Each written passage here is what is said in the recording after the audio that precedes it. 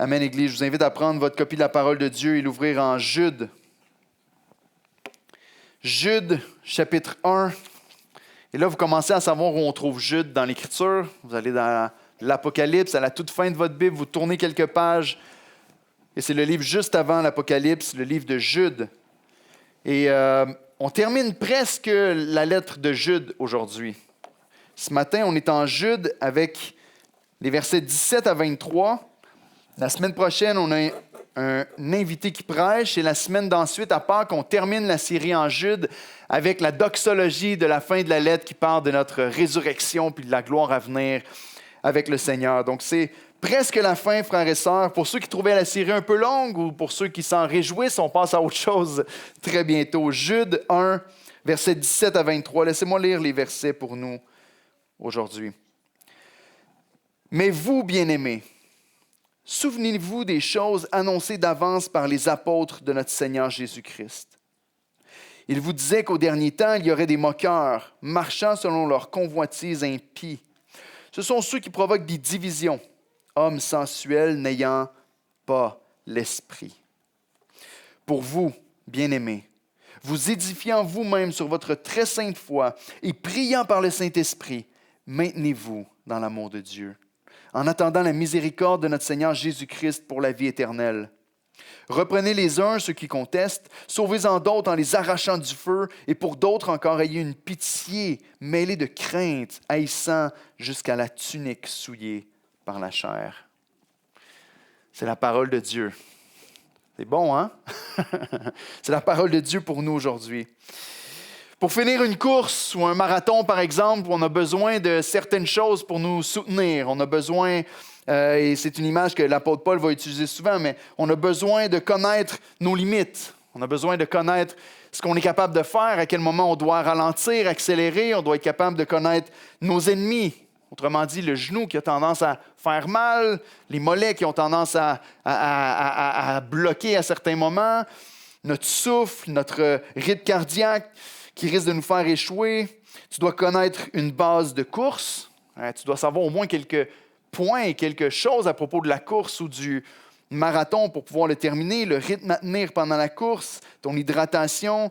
Et tu as besoin aussi des conseils, des encouragements d'un coach ou d'amis qui sont dans la même discipline et que vous pouvez échanger des conseils ensemble pour vous soutenir si tu veux être capable de te rendre jusqu'à la ligne d'arrivée. Paul va utiliser l'image du sport tellement souvent. Puis le message qu'on a devant nous ce matin est encore un encouragement pour nous pour terminer la course, pour se rendre jusqu'à la fin. On a commencé en disant que le cœur de la lettre ou l'encouragement principal, c'est de combattre pour la foi qui a été transmise au sein une fois pour toutes. Et si on veut combattre pour la foi jusqu'au bout, on va avoir besoin d'aide. On va avoir besoin d'aide de plusieurs aspects pour nous aider, nous soutenir dans notre course. Et la question pour nous aujourd'hui est, est-ce que tu te sens équipé pour terminer la course? Parce que si on présente bien l'Évangile aux gens autour de nous, on va leur dire que pour commencer la course, tu n'as pas besoin de grand-chose. Tu as juste besoin de croire en Jésus-Christ. Tu as juste besoin de t'appuyer sur l'œuvre de Christ à la croix. Pour continuer la course, par contre, lorsque tu es sauvé, ce n'est pas qu'on est sauvé par nos œuvres et par nos efforts, mais lorsque tu continues dans la course chrétienne et que tu veux combattre jusqu'à la fin, normalement, il y a certains efforts par le Saint-Esprit en nous qu'on doit accomplir. Donc, l'idée principale du texte qui est devant nous dans les versets 17 à 23 aujourd'hui est que pour combattre jusqu'à la fin, tu as besoin d'aide. C'est aussi simple que ça. Puis on va voir en 3 sections de quelle sorte d'aide est-ce que tu as besoin. Donc, est-ce que tu as ce qu'il faut pour terminer jusqu'au bout? Il y a certaines personnes, on peut marcher avec Dieu depuis longtemps, puis encore se demander, est-ce que je suis sauvé? Est-ce que je vais être capable de tenir dans les voies de Dieu jusqu'au bout? Certains d'entre vous, vous connaissez à peine le Seigneur, vous venez d'entrer dans une relation avec lui et vous vous dites, comment je vais faire pour persévérer jusqu'au bout dans ma marche avec Christ? La première chose que Jude nous dit dans les versets 17 à 19, c'est que pour continuer jusqu'au bout, on a besoin de clarté théologique. Et là, ici, je ne veux pas vous perdre pendant très longtemps parce qu'on a parlé beaucoup de ça dans les dernières semaines. Mais pour terminer la course jusqu'au bout, versets 17 à 19, on nous dit « Mais vous, bien-aimés, souvenez-vous des choses annoncées d'avance par les apôtres de notre Seigneur Jésus-Christ. » Ils vous l'ont dit, ils vous ont annoncé déjà d'avance que dans les derniers temps, il était pour avoir un certain type de personnes qui allaient venir dans l'Église, qui allaient essayer de diviser, de détruire. En passant, pour Jude, les derniers temps, c'est l'époque à laquelle il vit. Il leur dit, les derniers temps sont là. Dans les derniers temps, ils étaient pour avoir des moqueurs. Regardez la description qui est donnée dans le texte, marchant selon leurs convoitises impies. Ce sont ceux qui provoquent des divisions, hommes sensuels et tout ça. Et c'est ce qu'on a vu dans les derniers versets, dans les dernières prédications. C'est le genre d'homme qui a décrit depuis le début. Nous sommes dans les derniers temps et dans ces derniers temps, il y a ces hommes-là qui sont au milieu de l'Église et qui sont en train de diviser, d'abattre et de semer la pagaille dans l'Église. Jude invite les croyants à ramener à leur mémoire ce qu'ils savent à propos des derniers temps qui a été enseigné par les apôtres. Ici, il vient mettre le clou dans le cercueil des faux frères en disant tout ce que je vous ai dit, tout ce que je vous ai annoncé, tout ce que je vous ai décrit à propos des faux frères, si vous ne voulez pas m'entendre et l'écouter, entendez-le des apôtres qui vous l'ont annoncé aussi. Les apôtres vous l'ont dit, et je vous le réitère à travers ma lettre.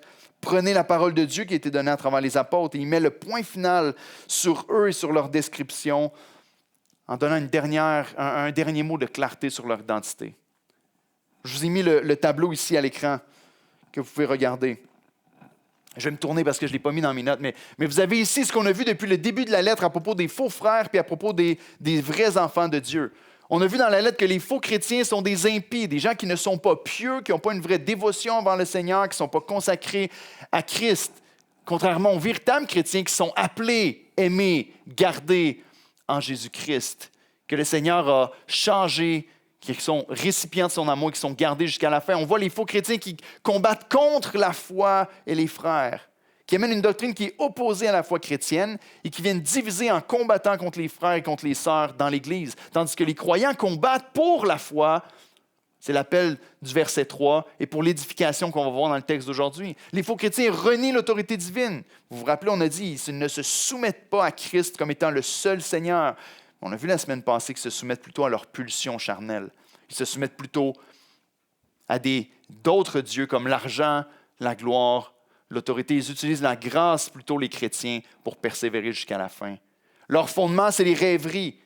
Ils disent avoir des visions de Dieu. Ils disent comprendre des choses que les autres croyants n'ont pas compris. Donner un message nouveau que les autres n'ont pas encore donné. Et ça, c'est le fondement sur lequel ils s'appuient, tandis que les vrais chrétiens s'appuient sur le fondement de Jésus et de la parole. On va le voir tantôt. Ils recherchent leurs propres intérêts. On l'a vu qu'ils ont des langues flatteuses. Ils sont gentils avec les autres dans l'Église seulement pour pouvoir en retirer quelque chose, tandis que les vrais chrétiens cherchent l'intérêt de Christ et l'intérêt des autres au-dessus du leur. Ils provoquent des divisions, tandis que les chrétiens contribuent à l'unité. Ils influencent vers la perdition, tandis que les chrétiens influencent vers le salut. Ils sont voués au jugement, à la condamnation et à l'enfer, tandis que les chrétiens sont voués à la miséricorde de Christ, comme c'est écrit ici dans le texte, et au paradis. Voyez-vous la différence majeure? Ce qu'il va dire ici, ce qu'il va définir dans les versets 17 à 19, et qu'il va dire, ces frères-là, au bout du compte, vous voulez savoir leur identité, c'est des gens qui n'ont pas l'esprit. Voici le clou dans le cercueil, si on veut.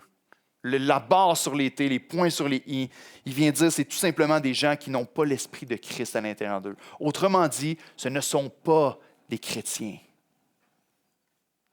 Ce sont des gens qui ne sont pas remplis de l'esprit de Christ. Et Paul va nous dire en Romains que s'ils n'ont pas l'esprit, ils n'appartiennent pas à Christ.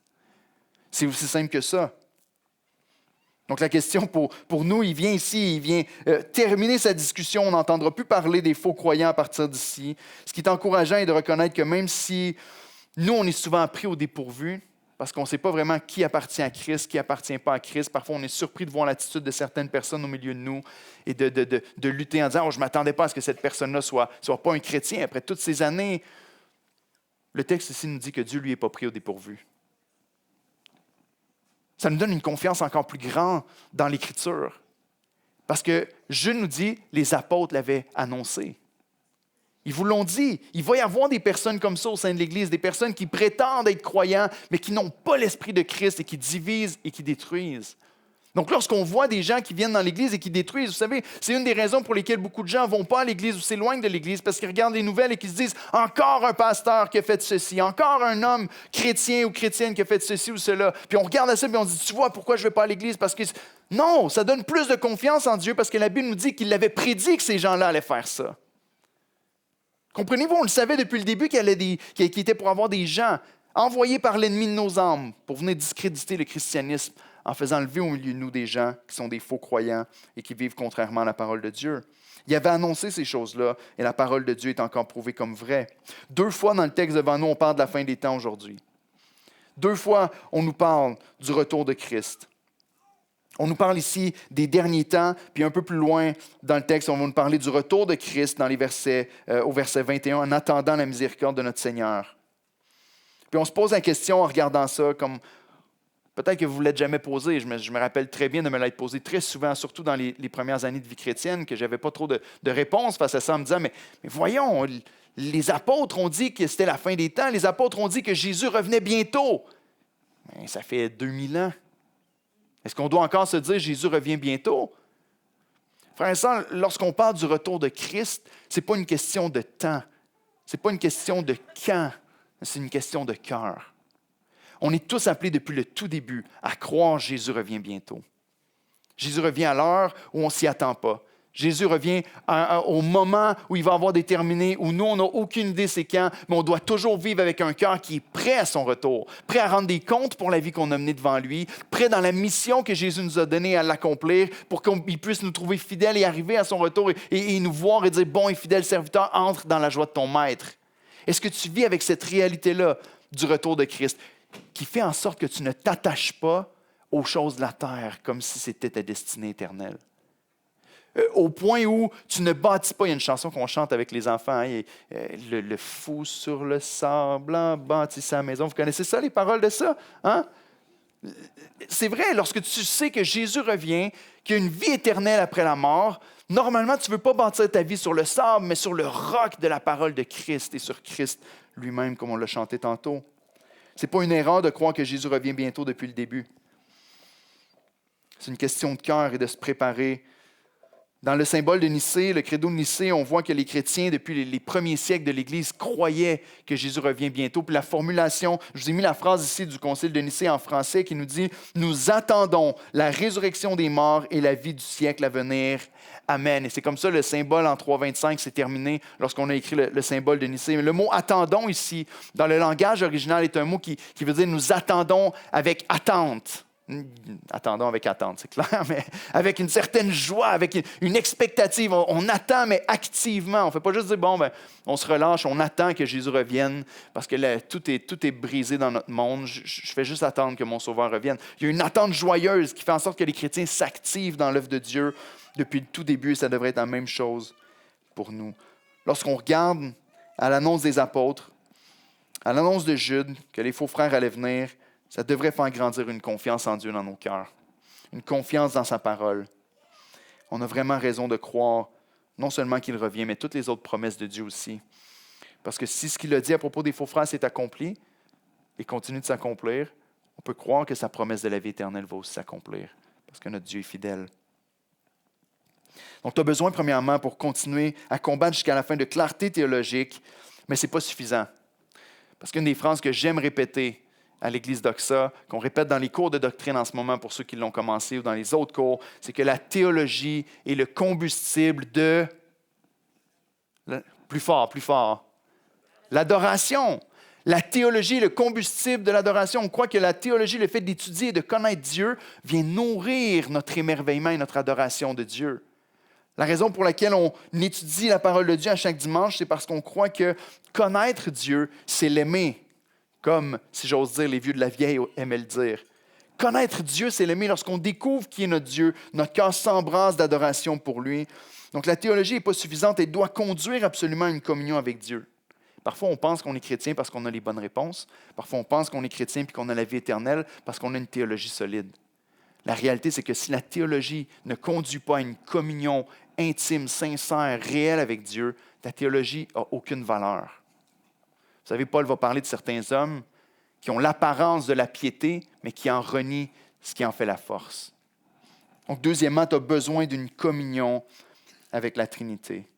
Versets 20-21 nous dit ceci. « Pour vous, bien-aimés, vous édifiant vous-même sur votre très sainte foi et priant par le Saint-Esprit, maintenez-vous dans l'amour de Dieu en attendant la miséricorde de notre Seigneur Jésus-Christ pour la vie éternelle. » Je tourne la caméra maintenant. On regardait aux faux frères depuis le début, on regardait à leur attitude, à leur témoignage, à leur hypocrisie. Maintenant, on tourne la caméra vers les chrétiens en disant, mais vous, puis là, il y a un changement ici dans l'approche du texte. Vous, mes bien-aimés, il y a une autre manière de vivre. Il y a une autre manière d'entrer en relation les uns avec les autres, puis ça commence par une autre relation avec le Dieu qui nous a fait, puis avec la Sainte Trinité. Il devrait y avoir un changement. On doit s'édifier, c'est vrai. On doit se bâtir les uns sur les autres, mais tout ça doit être fait dans une relation constante avec le Père, le Fils et le Saint-Esprit. Mais voici de quelle manière lui il nous le présente. Ici, l'encouragement est difficile à manquer si on porte notre attention au Verbe. On doit s'édifier, on doit prier, on doit se maintenir, puis on doit encore être dans l'attente de la venue de Jésus-Christ. Qu'est-ce que ça veut dire s'édifier? Qu'est-ce que ça veut dire s'édifier nous-mêmes? Ici, il parle à l'ensemble des croyants, pas aux individus seuls, mais l'ensemble des croyants doit s'édifier les uns les autres. Ce que ça ne veut pas dire, c'est juste de se dire, mais on doit toujours avoir une espèce de regard positif, puis ignorer le mal, puis dire, t'es beau, t'es bon, t'es capable. On va envoyer un texto à Philippe cette semaine pour dire, Philippe, lâche pas, t'es capable, t'es bon, t'es excellent, t'es une bonne personne. Il ne parle pas de ce genre d'encouragement-là, même si ça peut faire plaisir de se faire dire ça. Mais il parle d'une autre sorte d'encouragement ici. Il nous parle d'une édification qui est fondée sur l'Écriture. Il parle d'une édification. Regardez au texte au verset 20. Vous édifiant vous-même sur votre foi. Non. Vous édifiant vous-même sur votre sainte foi. Non. Vous édifiant vous-même sur votre très sainte foi. C'est une exagération que je fais ici pour dire, réalisez-vous la grandeur de la foi qui nous a été transmise par les apôtres une fois pour toutes. La profondeur de ce message riche de connaissance de Dieu qui nous a été donné. Ce message de l'Évangile que vous avez entendu depuis le tout début, c'est sur ça que vous devez vous édifier. Et c'est là qu'on voit la différence entre les vrais croyants et les faux croyants. Il y a un contenu ici, et lorsque Jude parle de la foi dans sa lettre, il parle non seulement d'un contenu, mais d'un comportement. Une foi dans ce qu'on croit, puis une foi dans ce qui est vécu selon ce qu'on croit.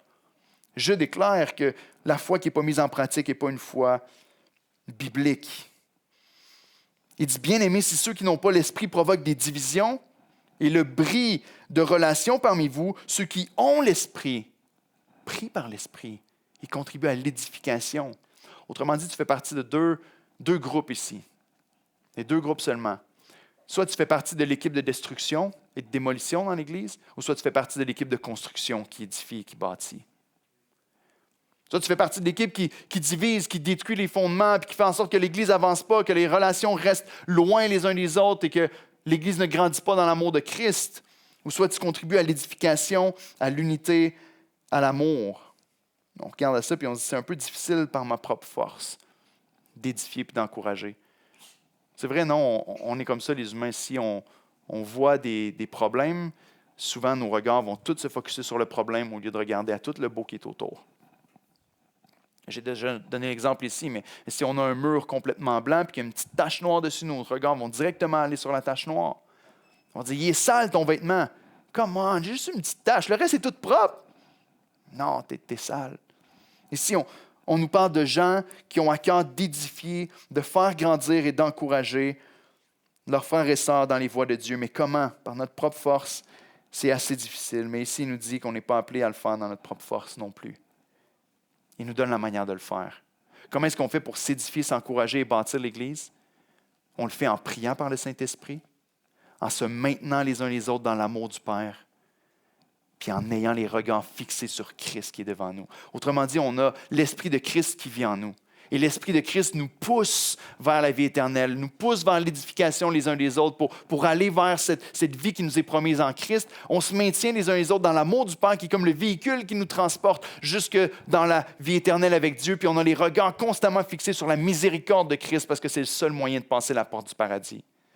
Ce n'est pas par tes bonnes œuvres, ce n'est pas par tes œuvres de justice ou parce que tu as un beau CV à présenter au Seigneur, mais sur la miséricorde de Christ et de son œuvre seule que tu peux arriver dans la vie éternelle. Et c'est la manière dont l'Église doit s'encourager les uns avec les autres.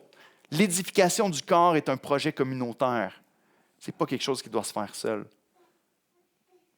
Ce qui veut dire que ce n'est pas quelque chose qui doit être fait seulement par les pasteurs, par les leaders, par les diacres, mais c'est quelque chose qui doit être fait par chacun des frères et des sœurs qui composent l'Église.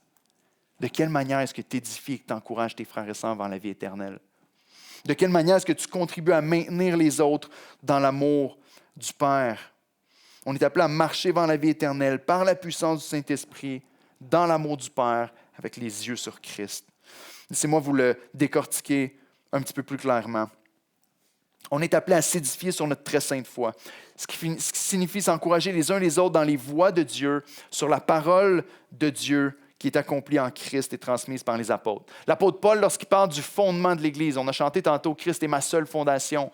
Lorsque l'apôtre Paul parle du fondement de l'Église, sur lequel l'Église a été bâtie, il va nous dire dans 1 Corinthiens 3,11 « Car personne ne peut poser un autre fondement que celui qui a déjà été posé, à savoir Christ. » À savoir Jésus-Christ. Personne ne peut poser un autre fondement.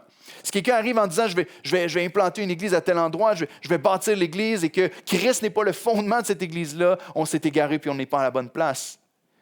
Donc lorsqu'on parle de s'édifier les uns les autres, on doit s'édifier sur Christ, sur le fondement de Jésus-Christ.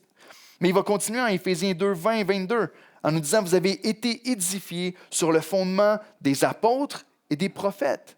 Jésus-Christ lui-même étant la pierre angulaire. » Donc, si on a un petit peu plus de détails, le fondement, c'est Christ. Puis on va dire, mais moi aussi, j'ai Jésus-Christ. Mais moi aussi, j'ai Jésus-Christ. OK, mais encore. Il y a plusieurs personnes qui disent avoir Jésus-Christ, mais qui ne l'ont pas. Mais encore. Ici, dans le texte, il va nous dire, OK, on est fondé sur Jésus-Christ, c'est la pierre angulaire sur quoi tout le reste est bâti. Mais ensuite de ça, il y a l'enseignement des prophètes, il y a l'enseignement des apôtres. Donc, si tu veux être protégé et ne pas t'égarer loin de la vérité, tu dois être assuré que c'est bâti sur Jésus-Christ et son œuvre à la croix, mais fondé aussi sur le fondement de la parole qui a été transmise par les prophètes et les apôtres, autrement dit par l'Écriture. Est-ce que la révélation et l'enseignement qui est donné est vraiment en accord avec le reste de la parole de Dieu? On peut passer du temps ensemble, moi et Charles, s'encourager, se partager nos défis, nos problèmes. Mais si mon encouragement n'est pas fondé dans l'Écriture et que Charles ne me partage pas des concepts qui viennent de la parole de Dieu et qui ne me partage pas avec l'Évangile, son encouragement va demeurer très faible. L'encouragement doit être tiré de la parole de Dieu. Il continue au verset 21 en disant « En lui, tout l'édifice bien coordonné s'élève pour être quoi? Un temple saint dans le Seigneur. En lui, vous êtes aussi édifiés pour être une habitation de Dieu en esprit. » On a encore un autre détail à propos de l'édification. On s'édifie les uns les autres sur Christ, sur l'enseignement de la parole de Dieu, des apôtres et des prophètes. Mais pourquoi? Pour être un lieu où l'adoration prend place. Pour que lorsque les chrétiens sont réunis ensemble, toute notre attention et notre cœur est dirigé vers le Seigneur. Autrement dit, le but pour lequel on s'édifie dans la parole de Dieu, c'est pour une adoration de Dieu. Voyez-vous comment ça fonctionne? Ce n'est pas juste pour dire on a rempli notre grosse tête, mais le but ultime, c'est que le feu de l'adoration puisse monter et que notre Seigneur soit exalté par nos vies. 1 Pierre 2, 5 va nous dire la même chose. Il va nous parler de Christ qui est la pierre angulaire. Il va nous dire, vous-même, vous êtes des pierres vivantes, édifiez-vous pour former une maison spirituelle. Donc, frères et sœurs, lorsqu'on parle d'édification, lorsqu'on parle de s'entretenir les uns les autres pour continuer à combattre le combat de la foi jusqu'au bout, on est appelé à s'encourager les uns les autres dans la foi, selon la révélation de Dieu dans l'Écriture, dans le but d'offrir une adoration qui est vraie, en esprit et en vérité à notre Seigneur. Si le type d'édification que vous expérimentez avec un frère ou avec une sœur ne mène pas à l'adoration du Seigneur, il y a quelque chose qui manque. Ce que je veux dire par là, c'est que parfois on a un langage chrétien. On peut avoir des choses qui paraissent être de l'édification. On peut avoir des langages qui paraissent être un langage édifiant ou un langage qui est tiré de l'Écriture avec tous les mêmes mots. Mais le résultat au bout du compte est du découragement et de la haine envers les frères et sœurs et de la division et de la querelle au lieu d'être l'édification, la gloire de Dieu, l'adoration qui monte dans notre cœur. Quel type d'édification est-ce que vous pratiquez dans vos vies? Pour être une Église et un corps qui continue jusqu'à la fin, on doit s'édifier et s'encourager les uns les autres vers l'adoration de Dieu selon l'Écriture. La manière de le faire est claire. C'est de le faire par le Saint-Esprit par lequel on prie, par lequel on reste en communion avec Dieu. Et je vous encourage, parce que je sais que c'est quelque chose qui est parfois un peu nébuleux, qui n'est pas super clair pour nous, mais quel genre de relation entretenez-vous avec chacune des personnes de la Trinité? Parce que le Nouveau Testament en parle beaucoup. Est-ce que ça vous arrive de vraiment prier par le Saint-Esprit? De vraiment communier et marcher avec le Saint-Esprit. 2 Corinthiens 13, 13 nous dit qu'on est appelé à être en communion avec le Saint-Esprit constamment dans nos vies. Est-ce que nous marchons en communion avec l'Esprit, priant par l'Esprit à Dieu le Père, les yeux fixés sur le Seigneur Jésus qui nous a acquis la vie éternelle, parce qu'on a hâte d'être avec lui? Et bien sûr, on avance porté dans le véhicule de l'amour du Père. Et ça, c'est tellement important. Il y a un homme, je pense que c'est Alistair Begg, qui disait « Il n'y a aucun message qu'on peut apporter à l'Église qui est plus édifiant que de parler de l'amour de Dieu, mais d'en parler de la bonne façon. » Qu'est-ce que l'amour de Dieu a comme rôle ici? Parce que dans le texte, on nous dit clairement qu'on doit se maintenir les uns les autres. Voyez-vous le lien avec le début de sa lettre? Où est-ce qu'il nous dit qu'on est gardé dans l'amour de Dieu? Et là, ici, c'est le même mot en grec. Maintenir et garder, c'est le même mot dans l'original ici. C'est même le mot qui est répété le plus souvent dans toute la lettre de Jude. Et là, il ramène ça en disant « Dieu vous garde jusqu'à la fin ». Et là, ici, il dit aux chrétiens « Vous maintenant, gardez-vous, maintenez-vous les uns les autres dans l'amour de Dieu ». Puis on va voir dans 2 semaines à Pâques que la fin de la lettre de Jude nous dit « Car celui qui peut vous garder jusqu'à la fin ». Et il y a ici ce thème-là de garder, de protéger dans les mains de Dieu, mais sans enlever la responsabilité humaine. Dieu nous garde, Dieu veille sur nous, mais Dieu nous dit, vous avez aussi un rôle à jouer dans cette préservation-là, dans cette persévérance jusqu'à la fin. Vous devez avoir un rôle de préservation dans la vie de vos frères et sœurs dans l'Église. De quelle manière est-ce que vous encouragez, vous préservez vos frères et sœurs dans l'amour de Dieu? Lorsqu'on pense à l'amour de Dieu nous rappelle justement qu'on n'a pas à gagner sa faveur par nos œuvres. Le fait qu'on a été aimé et qu'on est déjà aimé comme ses enfants, et qu'on ne sera jamais moins aimé, jamais plus aimé. Le fait que Dieu nous aime comme son fils et sa fille nous aide à repousser le péché par l'esprit et à avancer dans sa force comme étant déjà vainqueur. Autrement dit, lorsque tu réalises que tu es vraiment aimé par Dieu, au point où le Père a envoyé son fils Jésus mourir sur la croix pour toi. Vous savez, le Père ne s'est pas contenté de vous dire « je t'aime », mais le Père a envoyé son fils pour venir sur la croix et dire « je t'aime ». Jésus est venu sur terre et il a pris sur lui le châtiment qui nous revenait. Il a payé pour notre condamnation, nos péchés qui nous condamnaient à une éternité en enfer, comme les faux frères qui sont nommés dans le texte ici. Jésus a pris sur lui ce châtiment-là qui nous revenait. Il nous a déclaré son amour en prenant chaque goutte de l'enfer qu'on n'aura jamais à goûter pour nous qui croyons en lui. Et il nous a donné la vie éternelle, les ressuscités pour nous donner la vie éternelle, nous préparer une place. Il est au ciel maintenant, il nous attend.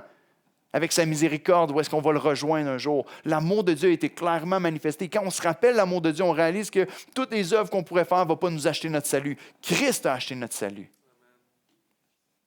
L'amour de Dieu nous rappelle que ça ne dépend pas de notre performance et même de nos échecs. L'amour du Père nous rappelle aussi que la promesse est véritable et qu'il va nous garder jusqu'à la fin. Bien-aimés, on doit chérir le rôle que Dieu nous a donné les uns avant les autres, de nous maintenir dans l'amour. Nous rappeler constamment ces vérités-là en ce qui concerne l'amour de Dieu pour nous. L'amour de Dieu qui nous garde, qui nous a choisis pas parce qu'on était bon et qu'on était différent des autres, mais simplement parce qu'il nous aime et qu'il l'a prouvé. Ça nous empêche d'essayer de gagner notre ciel par nos œuvres, ce qui serait du légalisme en jargon théologique, mais ça nous empêche aussi l'antinomisme dans un jargon, encore une fois, théologique, ce qui veut dire anti, qui est contre, et nomis, qui est la loi, qui voudrait faire comme les faux frères et dire « je rejette la parole de Dieu et je vis complètement dans le péché. Jésus a payé pour moi. » On en a parlé déjà. Quand tu te rappelles de l'amour du Père et du prix que ça a coûté pour te manifester cet amour-là et t'avoir avec lui, Dieu te veut avec lui. Et lorsque tu réalises le prix, et le prix que ça a coûté, le sang de Christ qui a coulé, lorsque tu réalises ça, tu ne peux pas juste dire « je vais aller vivre dans le péché comme si de rien n'était et fouler aux pieds le sang de la grâce ». Mais tu chéris Christ. Tu dis « Seigneur, tu as donné ta vie pour moi et maintenant, la seule chose que je veux, c'est vivre pour toi complètement. C'est t'offrir ma vie, vivre pour ton royaume parce que j'ai été créé pour toi. » Donc, se maintenir dans l'amour de Dieu, c'est principalement en nous rappelant constamment la centralité de notre communion avec le Dieu trinitaire. Combien de fois est-ce que vous vous rappelez ces choses dans votre vie? C'est le seul moyen de combattre par la foi jusqu'au bout. C'est le seul moyen de finir la course. Je dirais même plus, c'est toute la vie chrétienne. Arrête-toi une seconde ici, puis regarde-moi. Réfléchis pendant un instant. Une des vérités à propos de la foi chrétienne, c'est que la véracité de ta foi est prouvée quand personne ne te voit. Pense-y pendant une seconde. La véracité de ta foi, si ta foi est vraiment authentique, elle va être prouvée quand il n'y a aucun regard pour t'approuver. Jésus va reprendre les pharisiens en disant, ils ont une apparence, ils prient sur la place publique, ils aiment être applaudis puis qu'on les félicite à cause de leur belle prière et leur belle attitude. Mais dans leur cœur, Ils sont éloignés de moi. Ils sont loin de Dieu. Jésus va nous rappeler ces choses en disant, lorsque tu pries, va dans ta chambre, ferme la porte, et ton Père qui te voit dans le secret va te récompenser. Pas les applaudissements des hommes, pas les gens qui vont te dire combien tu pries bien. C'est quand la dernière fois que tu as réellement dit non à quelque chose pour te retrouver tout seul dans la communion avec Dieu? Où tu as vraiment considéré le Seigneur. Moi, c'est un test que je fais, mes enfants ils m'entendent, là, fait que c'est plus un secret, mais je leur demande souvent, est-ce que tu pries des fois quand tu es seul dans ta chambre? Est-ce que tu parles à Dieu des fois quand papa et maman ne sont pas là? La réponse m'en dit long sur leur cœur, puis où est-ce qu'ils sont rendus dans leur relation avec Dieu. Mais posons-nous la question ce matin, en tant qu'adultes même, lorsqu'on est seul, est-ce que notre cœur est vraiment accroché au Seigneur et maintenu dans l'amour de Dieu? L'amour réel pour Dieu est prouvé lorsque personne ne peut te trouver, lorsque tu es dans le secret. Le Fils de Dieu est mort pour t'avoir avec lui. Il doit avoir ce désir-là de dire, Seigneur, je veux être avec toi. Il t'a fait, il t'a aimé, il t'a racheté au prix de son Fils. Il t'a donné sa lettre d'amour, il t'a envoyé son esprit, il t'a donné l'Église. Et tout ça pour te maintenir dans son amour. Est-ce que tu en profites? Est-ce que tu contribues à maintenir dans l'amour de Dieu auprès de tes frères et sœurs aussi? Donc, cherchons une relation intime avec la Trinité. Donc, pour ma part, en ce qui me concerne, ce matin, j'ai fait ma part pour vous maintenir dans l'amour de Dieu. Voici mon encouragement. Passez du temps dans la présence de votre Dieu, dans sa parole. Encouragez-vous les uns les autres vers l'amour de Dieu et vers les vérités qui sont données dans l'Écriture. Si on fait ça, frères et sœurs, est-ce que vous pouvez vous imaginer le genre d'église qui pourrait être ici à Doxa? Le genre d'impact que ça pourrait avoir même sur le monde à l'extérieur. Parce que je suis encore convaincu jusqu'à aujourd'hui que le plus grand témoignage et la plus grande puissance d'évangélisation, c'est l'amour qu'on a les uns pour les autres. Parce que Christ l'a dit.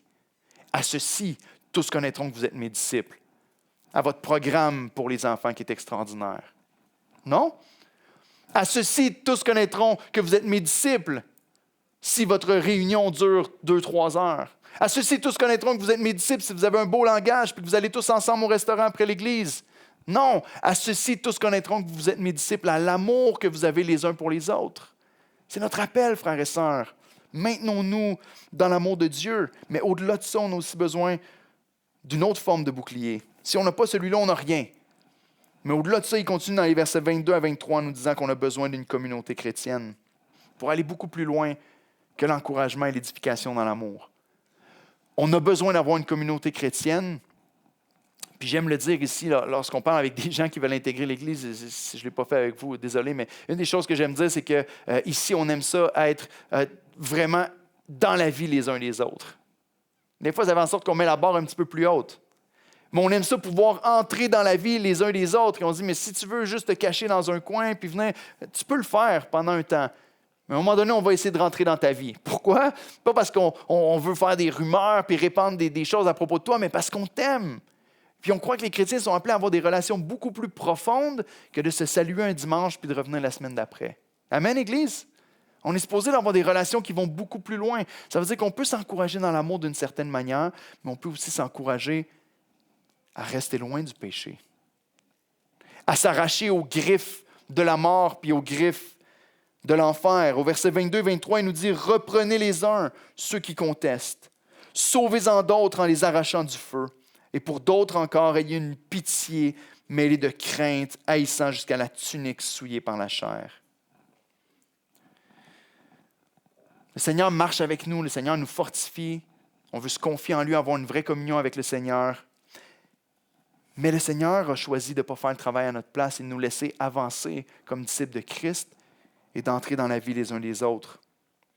Le but est de nous unir ensemble dans notre combat pour la foi, puis ça implique des relations intimes. Dans la compréhension d'un chrétien et d'une église locale pour Jude, c'est évident qu'on a besoin de s'investir intentionnellement dans la vie des uns des autres. De quoi ça a l'air? Jude dit que la relation des croyants dans une église en santé, c'est une relation où les croyants savent reprendre. Celui qui conteste, ou le mot ici dans le texte veut dire doute. Même le mot reprendre n'est pas extrêmement clair, ça parle de compassion en même temps. Donc, il y a un aspect certainement de douceur. Mais normalement, les croyants, puis une église en santé, c'est une église où les croyants, on est capable de se reprendre avec amour les uns les autres. Encore une fois, arrêtez-vous pendant une seconde. Réfléchissez dans votre tête. Regardez autour de vous ici ce matin. Est-ce qu'il y a 2 ou 3 personnes dans cette église-là qui ont un droit de regard dans votre vie Et que vous pouvez dire, je sais que si je m'égare, ce frère-là ou cette sœur-là est capable de me reprendre. Pensez-y pendant un instant, parce que c'est la marque d'une Église en santé. C'est la capacité à mettre un terme à l'attitude de division au milieu de nous. Je sais, Jude en parle beaucoup. On entend beaucoup parler ici à l'Église parce que c'est tellement sur notre cœur. Ces hommes-là qui étaient entrés dans l'Église voulaient diviser l'Église avec leurs mauvaises paroles envers les autres, avec leurs mauvaises doctrines, avec leurs mauvais comportements. Et Jude dit, pour ne pas laisser la gangrène se répandre dans l'Église, il faut qu'on coupe le membre. Puis que ces gens-là doivent être chassés du milieu de nous. Et je pense qu'il y a certaines étapes avant de couper le membre puis d'amputer le membre qu'on peut prendre pour pouvoir prendre soin les uns des autres, se reprendre dans notre péché. Et à chaque fois qu'il y a la repentance dans le cœur, on peut continuer à avancer ensemble comme une famille. Selon Jude, dans l'Église, on devrait avoir une tolérance zéro pour tout ce qui contribue à la division. Et c'est dur, je sais, frères et sœurs, parce qu'on est dans des conversations avec des gens, puis des fois, notre cœur est rempli de compassion, notre cœur est rempli d'amour. Mais ce que Jude dit ici, c'est une vérité qui s'applique à toutes les générations par la suite. Ma prière, là, ce serait que chacun d'entre nous, on soit le genre de personne avec qui c'est difficile de parler contre une autre personne. C'est une belle réputation à avoir. J'ai le goût de dire des choses, mais avec Éric, je ne vais pas le faire parce que lui, il va m'arrêter quand je vais. Gloire à Dieu! C'est une belle réputation à avoir. Lorsqu'on commence à ouvrir la bouche et que quelqu'un dans la salle nous dit « Ah, moi, je l'aime, la personne de qui tu serais prêt à parler. » Oups! Veux-tu d'autres patates? On va changer de sujet. Je ne vais pas aller là. Mais aussi d'avoir la réputation d'être une personne qui est capable de reprendre avec amour la personne qui ouvre la bouche. Soyons le genre de personnes avec qui c'est difficile de médire, de critiquer. Mais soyons aussi le genre de personnes que les gens peuvent nous regarder en disant « C'est dur de parler contre quelqu'un avec lui, mais c'est aussi facile de le reprendre lorsqu'il est dans l'erreur et lorsqu'il pêche. » Parce qu'on est tous prompts à pécher. On peut pointer du doigt en disant « Oui, je sais que cette personne a de la facilité à faire ceci, mais tournons la caméra vers l'intérieur. Est-ce que je suis une personne pour qui les gens ont accès à reprendre lorsque je pêche? » Parce que sinon, il y a un grave problème d'orgueil dans mon cœur, puis je dois y remédier. Donc encore une fois, peux-tu pointer à 2-3 personnes autour de toi qui non seulement peuvent témoigner que tu es dans l'équipe construction et non démolution dans l'Église, mais aussi qui ont accès à te reprendre et à te corriger. Si la réponse est non, probablement qu'on doit se repentir ce matin. Le texte continue en disant que les relations chrétiennes en santé permettent de sauver d'autres en les arrachant du feu. Puis ici, on va dire, mais attends, il y a juste Christ qui sauve. Comment est-ce qu'il peut nous mettre ce fardeau-là de dire, vous devez sauver les autres? Mais il y a cette relation-là où c'est vrai que c'est Christ qui sauve, mais le Seigneur, parfois, utilise des hommes et des femmes pour pouvoir arracher les personnes du feu et les ramener dans la bonne voie. Le grand frère de Jude, Jacques, dans Jacques 5, versets 19 à 20, va nous dire « Mes frères, si quelqu'un parmi vous s'est égaré loin de la vérité et qu'un autre l'y ramène, qu'il sache que celui qui ramènera un pécheur de la voie où il s'était égaré sauvera un homme de la mort et couvrira une multitude de péchés. » Mais ici, on croit que Jude fait référence particulièrement à Zacharie. Zacharie 3. Regardez avec moi en Zacharie. On termine bientôt. Zacharie 3, les versets 2 à 4.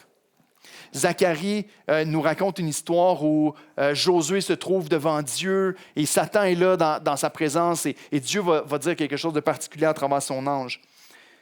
Ici, l'ange va dire « L'Éternel dit à Satan que l'Éternel te réprime, Satan. » On a entendu ça en Jude, hein?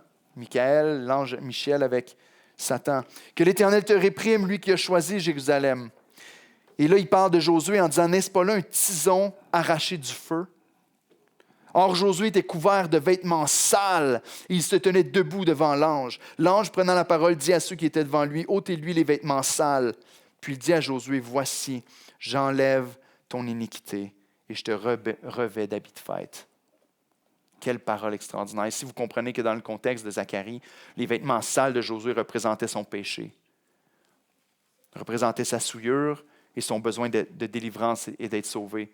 Et l'ange dit, « Je t'enlève ton vêtement souillé et je te donne maintenant une tunique propre. J'enlève ton iniquité et je te revêt de sainteté. » Et Jude fait référence à ça lorsqu'il dit, parfois, il faut qu'on en sauve d'autres en les arrachant du feu. On doit le faire de quelle manière? De quelle manière on doit le faire? La manière dont on doit le faire, c'est avec compassion puis avec crainte. On doit le faire avec compassion dans notre cœur pour le frère qui est en train de se perdre ou la sœur qui est en train de se perdre et qui souffre. Seigneur, laisse pas mon frère ou ma sœur s'égarer loin de ta vérité. Laisse pas mon frère ou ma sœur s'en aller dans le péché et peut-être être voué à la vie éternelle. On veut intervenir dans sa vie parce qu'on l'aime. Se mêler de la vie des autres, ce n'est pas une marque de méchanceté et d'intrusion. C'est une marque d'amour et d'inclusion. On veut que tu sois avec moi parce que je t'aime. Comme avec Josué, le vêtement souillé ici, et Jude va nous dire, vous devez l'aider avec compassion, mais aussi avec crainte. Attention de ne pas tomber dans le même péché, haïssant jusqu'à la tunique souillée par le péché. Encore une fois, on fait référence à Josué qui a un vêtement sale sur son dos, qui a été changé, qui a été enlevé. Assure-toi d'attirer le frère, mais de ne pas tomber dans le même péché que la personne est en train de commettre ici.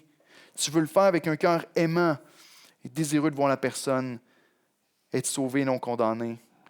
Pour moi, quand j'étudiais le texte ici, je me suis arrêté un instant en me disant, mais pourquoi est-ce qu'il y a comme un empêchement dans mon cœur de me taire quand je vois un frère ou une sœur aller dans le péché? Et frères et sœurs, je dois vous dire que ce n'est pas facile. Lorsque tu as un amour comme ça pour tes frères et sœurs et que tu vois le danger imminent dans leur vie, c'est pas facile. Tu le sais que la personne va peut-être te cracher au visage, que la personne va peut-être rejeter tes encouragements ou tes réprimandes. Tu le sais que ça se peut que ça tourne très mal dans ta relation, mais il y a quelque chose dans ton cœur qui te dit, mais je ne veux pas laisser mon frère ou ma sœur s'en aller dans cette voie-là. Et la raison pour laquelle ça touche tellement mon cœur, c'est parce que je sens la boucane, frères et sœurs. Parce que j'ai moi-même été arraché de ce feu-là qui était ma destinée éternelle. Et quelqu'un est venu avec amour me prêcher l'Évangile, me dire « Christ est mort à la croix à ta place, dirige-toi pas vers la perdition et le péché. Il y a une nouvelle voie qui est ouverte pour toi, Christ par sa chair, qui l'a offert à ta place. Tu peux être sauvé, éloigne-toi du péché, reviens dans les voies du Seigneur. » C'est la raison pour laquelle ça doit nous accrocher, c'est parce qu'on sent la fumée. Parce qu'on le sait qu'on était sur cette voie-là il y a un moment. Mais Christ est venu nous chercher, il nous a changés, il nous a transformés. Si vous connaissez ce que c'est que d'être sorti de ce chemin-là, si vous connaissez ce que c'est que d'être sorti du péché puis d'avoir reçu un vêtement nouveau, il devrait y avoir un amour dans notre cœur pour partager cette même compassion envers les autres, cette même miséricorde qui nous attend le jour où on va rencontrer Christ. L'apôtre Paul va nous dire dans 2 Corinthiens 5, « Car l'amour de Christ nous presse. » Pas le désir de me comparer avec l'autre. Je ne veux pas aller creuser dans la vie de l'autre pour pouvoir dire « Ah, moi, je n'ai pas ce péché-là dans ma vie. » Je vais y aller avec larmes et avec un cœur lourd en disant « Seigneur, ça pourrait être moi. » Je sais qu'il y a besoin de mes encouragements, puis de mon amour, puis de mon soutien, puis de mon support. Est-ce que ça t'arrive, frères et sœurs, d'intercéder parfois pour celui qui lutte avec le péché avec larmes? Je ne parle pas d'être émotionnel seulement. Et les musiciens peuvent s'approcher. Je ne parle pas de juste avoir un cœur rempli d'émotions puis de tristesse, mais je parle d'un cœur qui est vraiment saisi, en réalisant qu'est-ce que la personne est en train de vivre puis la possibilité de ce qui s'en vient. Ici, encore une fois, je ne parle pas de perdre son salut. Dans 2 semaines, on va voir encore comment le Christ nous garde jusqu'à la fin. Mais je parle de cette réalité-là où est-ce que, en fait, lorsqu'on est en train de vivre dans le péché, même si on ne perd pas notre salut, on peut perdre l'assurance de notre salut. Puis on peut arriver à un moment où on dit, peut-être que tu es sauvé, c'est entre les mains du Seigneur, mais la réalité, c'est qu'il n'y a aucune preuve en ce moment dans ta vie que tu l'es. Reviens dans les voies de Dieu. Je veux te prêcher l'Évangile jusqu'à ce que tu reviennes. Voici ce qui vient boucler un peu l'entièreté du message. Notre théologie nous enseigne à être remplis d'une compassion. La communion avec la Trinité nous pousse à refléter l'amour compassionnel de Dieu. Puis l'amour pour les frères et sœurs nous motive à le faire. Donc imaginez-vous, encore une fois, quelle force l'Église pouvait être. Si au lieu de juste se regarder tomber à droite et à gauche les uns les autres, il y avait un réel amour où est-ce qu'on s'investissait dans le support, dans le soutien, puis dans l'encouragement des frères et sœurs pour marcher jusqu'à la fin dans ces voies. Imaginez-vous un instant de quoi ça pourrait avoir l'air. À l'église d'Oxa, et tu peux mettre l'image à l'écran, Christine. Oui, c'est Christine qui est là ce matin.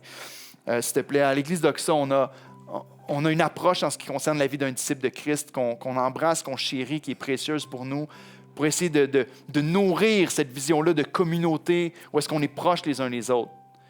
On appelle ça la vie en 5 temps. On croit que chacun de nous, en étant disciple de Jésus-Christ, il y a certains temps qui doivent faire partie de notre vie dans lesquels on doit investir pour voir la gloire de Dieu être manifestée au milieu de nous et vivre comme un véritable disciple de Christ. On doit avoir un temps avec Dieu. On doit demeurer avec Christ, comme il nous dit dans Jean 15,5. Celui qui demeure en moi et en qui je demeure porte beaucoup de fruits, car sans moi, vous ne pouvez rien faire. On doit être des disciples de Jésus-Christ qui sont dévoués au Seigneur, qui sont en communion, comme on l'a vu ce matin avec la Sainte Trinité. On est proche de lui. Mais au-delà de demeurer, on doit être des disciples de Christ qui connectent. Parce que si tu es connecté à la vigne qui est Christ, et et que tu reçois ta vie de Christ qui est le tronc de la vigne, bien, normalement, tu as une relation avec les autres branches qui sont connectées à la même vigne. Puis on est tous appelés à être les uns dans la vie des autres, à connecter. Autrement dit, on est supposé avoir des temps de rassemblement ensemble, puis des temps de groupe, des temps où on est dans un grand rassemblement, on peut se voir les uns les autres, s'encourager dans notre foi, mais aussi des temps où est-ce qu'on est dans des groupes beaucoup plus petits, que ce soit des groupes maison, que ce soit des groupes d'amis à l'Église, où est-ce qu'on peut être redevables les uns aux autres, où est-ce qu'on peut partager les vrais secrets de nos cœurs, les vraies difficultés qu'on a, puis qu'on a un frère ou une sœur qui nous prend dans ses bras, qui prie pour nous et qui nous encourage dans notre très sainte foi. Est-ce que vous vivez la vie en 5 temps? Si vous êtes membre, vous êtes engagé à vivre la vie en 5 temps, puis à vivre des relations authentiques les uns avec les autres.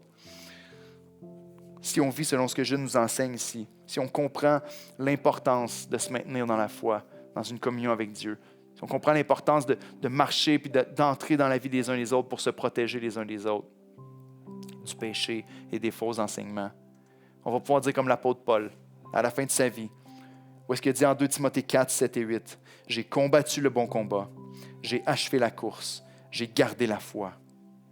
Désormais, la couronne de justice m'est réservée. Le Seigneur, le juste juge, me la donnera dans ce jour-là, et non seulement à moi, mais encore à tous ceux qui auront aimé son avènement. » Frères et sœurs, avançons remplis du Saint-Esprit, poussés par l'Esprit, les yeux fixés sur la miséricorde de Christ qui s'en vient, en se maintenant dans l'amour du Père. Prions ensemble. Éternel notre Dieu, on te remercie pour la grandeur de ta grâce et de ta bonté envers nous. Merci pour ton esprit qui nous habite, qui nous remplit, qui nous convainc des vérités de ta parole ce matin, alors qu'on ouvre la Bible ensemble. Je veux te prier qu'on puisse voir une forme d'amour, d'investissement dans la vie des uns et des autres à l'Église d'Oxa, d'encouragement, de soutien les uns avec les autres, comme on a peut-être rarement vu dans notre passé, pas à cause de la qualité des églises où on était. On ne veut pas parler de ça, Seigneur, mais tout simplement parce que tu fais une œuvre particulière dans nos cœurs et dans nos vies. Et je te prie que ça commence avec moi. Ça commence avec chacun d'entre nous. Est-ce qu'on a une conviction profonde dans le cœur de dire, je ne vais pas attendre que les autres me donnent cette forme d'amour-là, que les autres entrent dans ma vie de cette manière-là, mais je veux être ce frère, cette sœur qui va tellement aimer, qui va faire le premier pas. S'il te plaît, Seigneur, unis ton Église, garde-la forte, les regards sur toi pour la vie éternelle. En Jésus-Christ. Amen.